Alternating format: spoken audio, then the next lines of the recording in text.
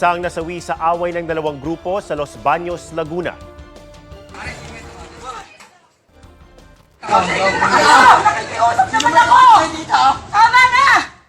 Sa viral video, isang babae ang sumisigaw habang kausap ang grupo ng mga lalaking may patalim. Tinangkarin niyang pigilan ang pagsugod na lalaking nakasando. Maya-maya pa, umalingaw nga na ang putok ng baril. Bumagsak ang isang lalaki.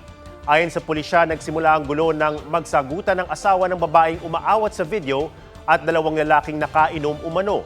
Nauwi ito sa bugbugan hanggang sa tumawag ng respac ang parehong panig.